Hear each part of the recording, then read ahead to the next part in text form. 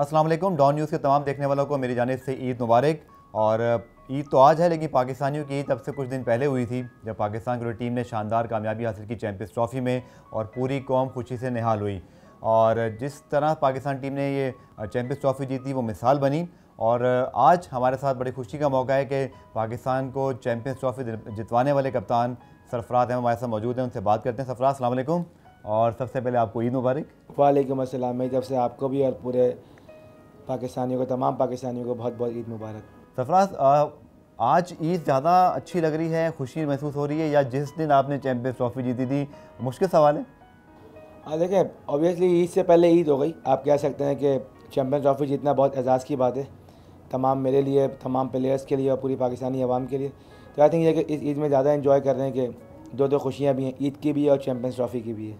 अच्छा, जब आप लोग जा रहे थे और आपकी सबसे पहली जो प्रेस कॉन्फ्रेंस थी, पहली है दूसरी, मुझे याद है कि आपने कहा था कि हमारी कोशिश ये होगी कि ये चैंपियंस ट्रॉफ़ी जीत कर हम कौम को ईद का तोहफ़ा दें। और लेकिन फिर पहला मैच बड़ा टफ़ रहा।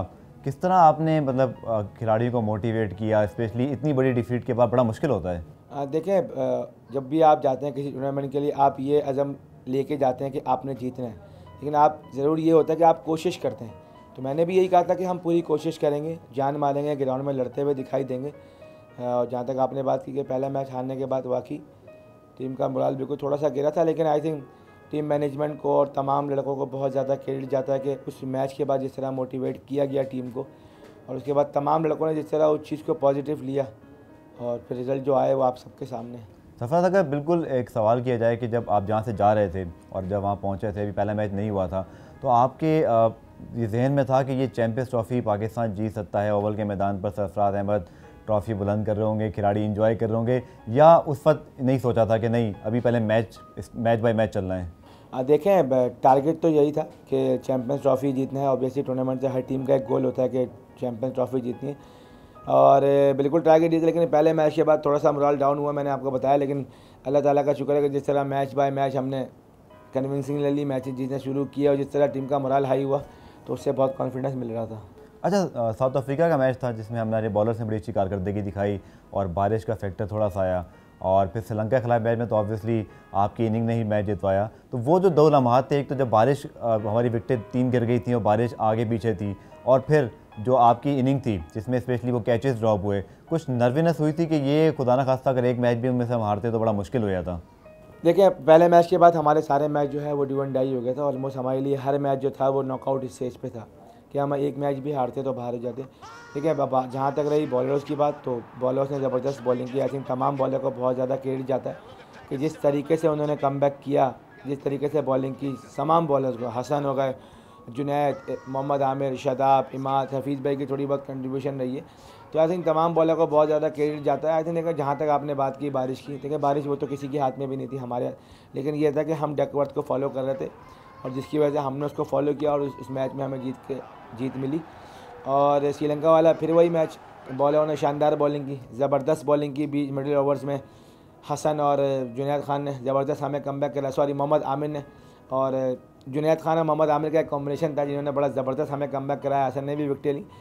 तो आई थिंक ये सारी चीज़ें थी। और जहाँ तक रही मेरी इनिंग की बात, देखें मेरी इनिंग वो अल्लाह ताला ने बहुत मदद की। मैं समझता हूँ कि अपनी इनिंग से ज़्यादा मैं मोहम्मद आमिर की इनिंग की तारीफ़ करूँगा कि जिस तरीके से वो ने बैटिंग की, इतने कॉन्फिडेंस तरीके से बैटिंग की। जैसे जैसे मैच करीब आता गया, उस वक्त मैं नर्वसनेस फील कर रहा था, लेकिन वो उस वक्त बड़ा स्ट्रॉन्ग था और बड़ा कॉन्फिडेंस से खेला। आई थिंक उसकी इनिंग की जितनी भी तारीफ़ की जाए वो कम है। सरफराज, ख़ासतौर पर चूँकि ऑब्वियसली आमिर की इनिंग बहुत अच्छी थी, लेकिन मेन प्लेयर चूँकि आप थे, आखिरी रिकग्नाइज बैट्समैन आप थे, सारा प्रेशर आप पर, कप्तान खुद खेल रहा है जिसको फाइटर कप्तान कहते हैं, इनिंग भी आगे बढ़ रही है। वो जो स्पेशली जो आपके 2 कैचेस थे, जब वो हवा में बुलंद हुए तो कहीं ना कहीं तो आपको लगा होगा कि ये मैच और चैंपियंस ट्रॉफी शायद अब गई तो अब गई। हाँ देखें, लकी रहे आप? हाँ देखें, बिल्कुल। जब जैसे जैसे मैच करीब आया, पहले मुझे इतना नर्वसनेस फील नहीं हुई जब आमिर मेरे साथ बैटिंग की। जैसे ही जब मैंने स्कोर बोर्ड की तरफ नज़र दौड़ाई है और मुझे लगा कि यार अब तो मैच बड़ा करीब आ गया, अभी हम जीत सकते हैं, उस वक्त नर्वसनेस फील हुई थोड़ा सा, और उसी वक्त मुझसे मिस्टेक्स हुई। तो ये है कि उस वक्त जान तो निकल गई थी, लेकिन देखें जब अल्लाह ताला मेहरबान होता है, आपकी नीयतें साफ़ होती हैं और लोगों की दुआएं होती हैं, माँ बाप की दुआएं होती हैं, पूरी पाकिस्तानी अवाम की दुआएं थी हमारी टीम के लिए, तो फिर अल्लाह ताला भी मदद करता है। अल्लाह ताला के फरिश्ते आए और हमें बचा के ले गए उस दिन। ठीक है। अच्छा, फैंस ये भी बड़ा जानना चाहते हैं कि स्पेशली जब आप विकेट कीपिंग कर रहे हो, स्पेशली बैटिंग कर रहे हो, तो आप कुछ ना कुछ पढ़ रहे होते हैं, दोहरा रहे होते हैं, तो कुछ ख़ास है या जब मुश्किल सूरत हाल हो या आपकी रूटीन है शुरू से क्रिकेट में? ये देखिए सिर्फ मैं नहीं, बहुत से तमाम लड़के जो हैं वो कुछ ना कुछ देखें अल्लाह पाक का कलाम पढ़ते रहते हैं, बहुत सारी दुआएं हैं वो सब पढ़ के जाते हैं, सबका अपने अपना। और माशाल्लाह से सभी लड़के पढ़ते हैं, माशाल्लाह से सब लड़के नमाज़ की पाबंदी करते हैं और नमाज़ पढ़ते हैं, सब अच्छे लड़के हैं माशाल्लाह से, दीनदार लड़के हैं। तो ये कि सब अपने अपना कोई ना कोई विर्द जो है वो चलता रहता है सबका। अच्छा, 92 का वर्ल्ड कप इस कौम को बड़ी अच्छी तरह याद है और हमारी जनरेशन को थोड़ा सा कम याद है। फिर 2009 तो ऑब्वियसली हमारे सामने हुआ सब, तो कैसे रेट करते हैं, जो कि चैंपियंस ट्रॉफी जीतना और आईसीसी इवेंट जीतना बहुत बड़ी एक कामयाबी होती है। इमरान खान जैसे कप्तान, फिर यूनुस खान जैसे लेजेंड और माशाल्लाह अब आपका नाम आता है, तो कितना प्राउड फील करते हैं। और वो इन तीनों कामयाबियों को आप समझते हैं कि ये ऐसी कामयाबियाँ जो एक ना सिर्फ कामयाबी हैं बल्कि एक जनरेशन को इंस्पायर करती हैं, क्रिकेट की जानिब लेकर आती हैं। देखिए इमरान भाई की जहाँ तक बात की जो आपने, देखें वो हमारे मुल्क के मैं समझता हूँ कि वो एक लेजेंड कैप्टन है और उनकी जितनी भी तारीफ़ की जाए कम है। मेरा या यूनुस भाई होगा, आई थिंक मेरा मुआवजा करना इनके बिल्कुल भी सही नहीं होगा और ना मैं इनके बिल्कुल करीब हूँ। मैंने तो बहुत कुछ करना है अभी। आई थिंक देखें वो विक्ट्रीज 92 की जो टीम थी और 2009 की, डिफरेंट उसमें सिर्फ एक चीज़ ये कि जो ये टीम थी वो बहुत ज़्यादा यंग टीम थी। इसमें कोई भी जैसे आप 92 की टीम उठाकर देख लें, काफ़ी सारे सीनियर्स प्लेयर थे और उसमें लेजेंड भी थे। 2009 की टीम में भी काफ़ी सीनियर्स बहुत सारे प्लेयर थे, लेकिन ये उन टीमों के मुकाबले में ये टीम थोड़ी यंग टीम थी, जिसमें ज़्यादातर 3-4 लड़कों ने तो डेब्यू किया और कुछ लड़के पहली बार इंग्लैंड में खेल रहे थे, कुछ लड़के पहली बार चैंपियंस ट्रॉफी खेल रहे थे। हमारे पास जो सीनियर प्लेयर्स अवेलेबल थे उसमें हफीज़ भाई और शुएब भाई, वो एक ऐसे प्लेयर थे कि जिनका एक्सपीरियंस 10-15 साल का एक्सपीरियंस था क्रिकेट का। तो आई थिंक ये है कि थोड़ा सा ये फ़र्क था टीम में, लेकिन वो जो विक्ट्रीज़ थी वो बहुत बड़ी विक्ट्रीज़ थी। वो एक आईसीसी के बड़े बड़े इवेंट थे। 92 का वर्ल्ड कप, उस वक्त पाकिस्तान ने वर्ल्ड कप में जीता, जिस तरीके से जीता, तमाम लोगों ने परफॉर्मेंस किया थी। फिर 2009 का वर्ल्ड कप, तो आई थिंक देखें सब अपनी अपनी जगह बड़ी बड़ी विक्ट्री हैं और ये विक्ट्री भी बड़ी है क्योंकि इस लिहाज से बड़ी ज़्यादा है कि हमने इंडिया को हराया फाइनल में और जितने कन्वेंशनली तरीके से हराया, तो ये चीज़ जो है आई थिंक मैं समझता हूँ कि हमेशा याद रखी जाएगी। सरफराज अहमद के साथ हमारी बातचीत का सिलसिला जारी है, हमारे साथ रहिएगा। मिलते हैं एक ब्रेक के बाद।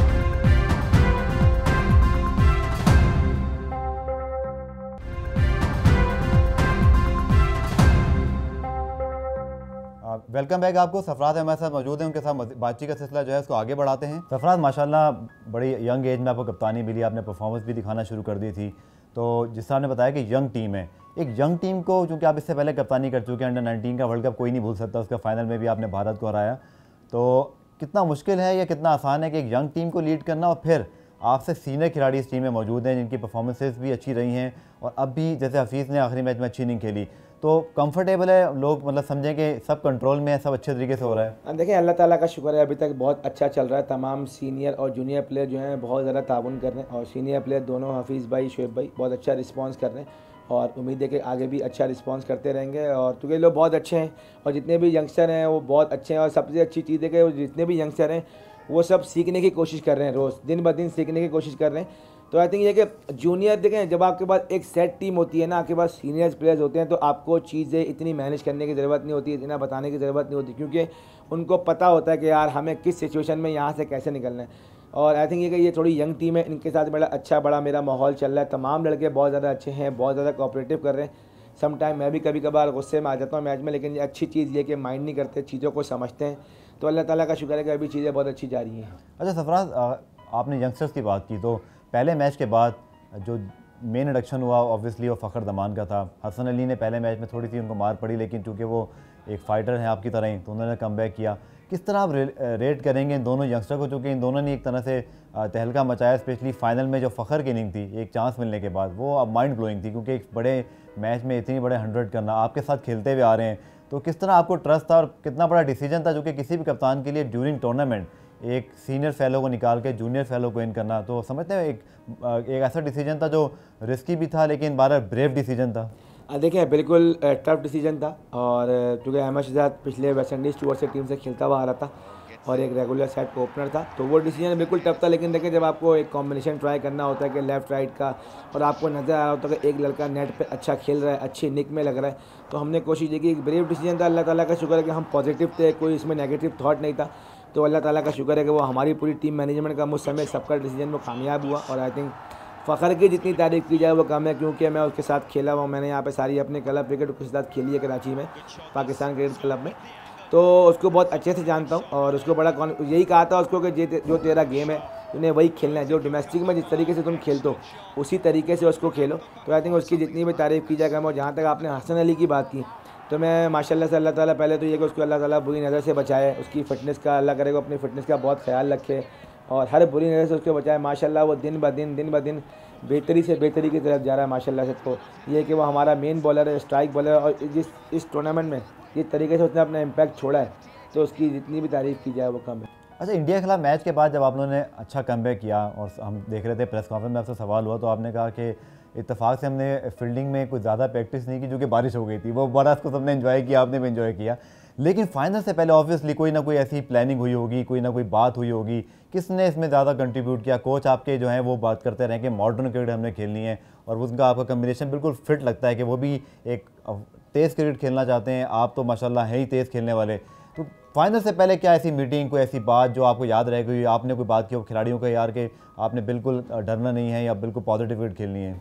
देखिए, फाइनल से पहले हमने सिर्फ एक मीटिंग की, प्रॉपर टीम मीटिंग जो हमने की, हमने कोई उनकी वीडियो क्लिप्स नहीं देखी, हमने कोई उनकी बॉलिंग की या बैटिंग की, कोई हमने एक इंडिविजुअल एक पूरी एक टीम मीटिंग हमने की जिसमें हमने थोड़ा थोड़ा सा अपना कंट्रीब्यूट किया, थोड़ा थोड़ा, ज़्यादा नहीं, मतलब 15-20 मिनट की मीटिंग हुई और उसको समअप कर दिया हमने थोड़ी सी मीटिंग में। ज़्यादा हम लोगों ने, क्योंकि हम लोगों ने आफ्टर इंडिया के बाद हमने चीज़ों को बहुत सिंपल करने की कोशिश की और कोशिश की कि बेसिक चीज़ों को हिट किया जाए, बैटिंग में हो, बॉलिंग में हो, फील्डिंग में हो, जिसका रिजल्ट अल्लाह ताला ने दिया भी। और उसके बाद जहाँ तक आपने बात की, क्या बात की, मैंने सिर्फ एक बात की थी, मैंने ये बता रहा हूँ बार बार कि मैं ये बोला मैंने कि फ़ाइनल का उतना प्रेशर नहीं था जितना पहले मैच का प्रेशर था। इंडिया वाले पहले मैच का, जो टूर्नामेंट का पहला मैच था, उसका ज़्यादा प्रेशर था कि यार इंडिया से मैच होगा, पता नहीं क्या होगा क्या नहीं होगा, लेकिन फाइनल मैच का उतना प्रेशर नहीं था क्योंकि मुझे बड़ी उम्मीद थी अल्लाह ताला से कि जिस तरीके से हमारी टीम ने कमबैक किया, जिस तरीके से हम लोग ग्राउंड में जान मार रहे थे, अगर हम उसी तरीके से ग्राउंड में खेले तो ज़रूर अल्लाह ताला की मदद आएगी। और मैंने सिर्फ यही बात की थी लड़कों से कि यार रिज़ल्ट की परवाह नहीं करना, किसी भी रिज़ल्ट की परवाह नहीं करना। कोई बंदा, सिर्फ आपके पास जो आज जितनी भी जान है वह आप जान लगा दें। आज रिज़ल्ट अल्लाह ताला के हाथ में, अगर हम जिस तरीके से हम खेलते हुए आ रहे हैं इसी तरीके से खेले तो अल्लाह ताला की मदद ज़रूर आएगी। और बस यही कहा था कि यार जो भी रिज़ल्ट होगा अल्लाह ताला ने वो 6:30-7 बजे हमारे नसीब में लिखा हुआ होगा, बस अपना 100% दे दो, बाकी रिज़ल्ट अल्लाह ताला के हाथ में। और रिज़ल्ट कितना शानदार रहा। सरफराज अहमद हमारे साथ मौजूद हैं। अब ब्रेक के बाद उनसे बात करेंगे जो पाकिस्तान टीम की सेलिब्रेशन, फिर आवाम का इस्तकबाल जितना शानदार रहा, जिसका तस्करा सिर्फ पाकिस्तान या जनूबी एशिया में नहीं दुनिया भर में हुआ। एक ब्रेक के बाद मिलते हैं आपके साथ, हमारे साथ रहिएगा।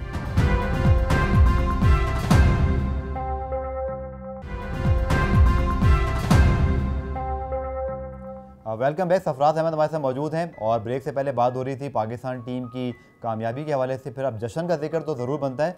सरफराज, पाकिस्तान टीम ने जो जश्न मनाया वो आप लोग तो क्या उसको एंजॉय करते, पूरी कौम, हम यहाँ बैठकर उसको ऐसे एंजॉय कर रहे थे जैसे हम खुद आपके साथ मौजूद हैं। तो कितने ये ज़िंदगी के यादगार तरीन लम्हात हैं, इतना बड़ा इवेंट जीतना और फिर यंग टीम के साथ एज अ कैप्टन सेलिब्रेट करना। आई थिंक ये वो लम्हात हैं जो कभी ज़िंदगी में कभी भूले नहीं जाएंगे और हमेशा याद रखे जाएंगे। और जहाँ तक आपने बात की कि किस तरह खुशियाँ मनाई, वो जब हम पाकिस्तान आए तो वो पूरी, आई थिंक इतना अंदाज़ा नहीं था मुझे कि इतने लोग आ जाएंगे। जो टाइमिंग थी उस वक्त हमारी, वो स्पेशली मेरी, क्योंकि बाद लड़के तो पहले अपने शहरों में पहुँच गए थे, लेकिन जिस तरीके से मैं जब पहुँचा एयरपोर्ट पे तो जिस तरीके से इस्तकबाल किया गया, आई थिंक मैं अपनी पूरी कराची की आवाम का और अपनी पाकिस्तानी आवाम का बहुत ज़्यादा शुक्रिया अदा करना चाहूँगा कि उन्होंने सिर्फ मेरा ही नहीं बल्कि तमाम प्लेयर का, चाहे लाहौर हो, इस्लामाबाद हो, पेशावर हो, मर्दान, जहाँ भी जिस तरीके से इस्तकबाल किया गया, आई थिंक उन तमाम लोगों की मोहब्बत थी, तमाम लोगों की दुआएं थी। और स्पेशली मैं अपने कराची की आवाम का और अपने अहले मोहल्ला का बहुत ज़्यादा शुक्रिया अदा करना चाहूँगा और तमाम उन इदारों का जो कि आए, डिप्टी मेयर, गवर्नर साहब, वज़ीर आला साहब, मेयर साहब, मतलब जितने भी तमाम लोग थे, तमाम लोगों का बहुत ज़्यादा शुक्रिया अदा करना चाहता हूँ कि जिस तरीके से उन्होंने हमारा इस्तकबाल किया। आई थिंक वो बहुत ज़्यादा खुशी के लम्हात थे, वो बयान नहीं किए जा सकते। सरफराज, पाकिस्तान जैसे आपने खुद कहा कि भारत के खिलाफ बहुत अरसे से कोई बड़ा मैच नहीं जीत पा रहा था।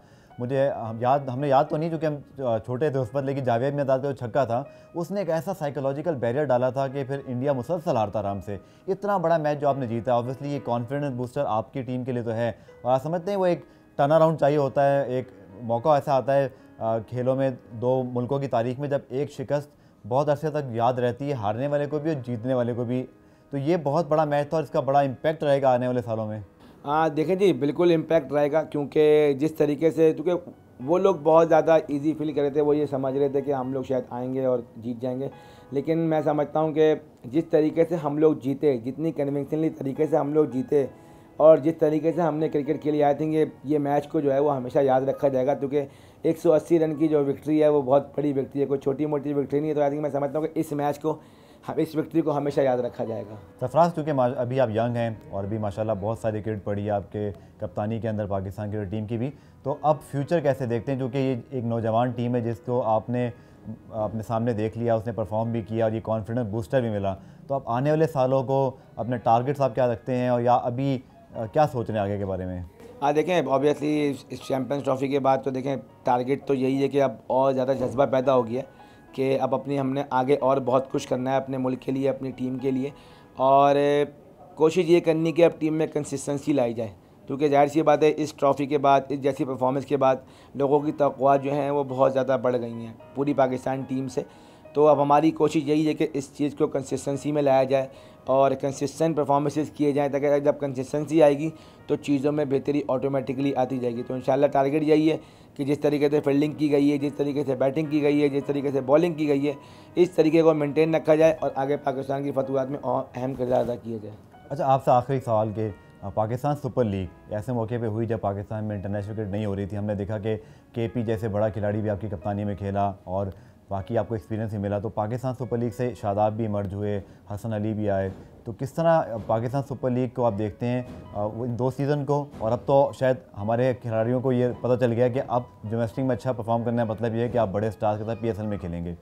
देखिए PSL को तो आई थिंक क्रेडिट देना पड़ेगा आपको, क्योंकि जिस पहले साल जब हुई उससे आपको प्लेयर्स मिले, हसन मिला आपको रुमान रईस मिला, अब इस साल हुई तो आपको फिर 2 प्लेयर्स मिले। आई थिंक अगर PSL जिस तरीके से हुई, आई थिंक पहले तो बहुत ज़्यादा मुबारकबाद के मुस्तहिक हैं PSL की पूरी मैनेजमेंट, PCB, क्योंकि उससे पाकिस्तान में क्रिकेट को फ़ायदा होना शुरू हो गया और हम इंशाल्लाह आप देखेंगे आने वाले वक्तों में और फ़ायदा होगा। सरफराज अहमद ने बहिस्तर कप्तान बहुत जल्द चैंपियंस ट्रॉफी जैसा टाइटल अपने नाम किया, कोई ऐसी ख्वाहिश जो आप अपने साथ रखते हो कि मुझे आगे जाके अचीव करनी है?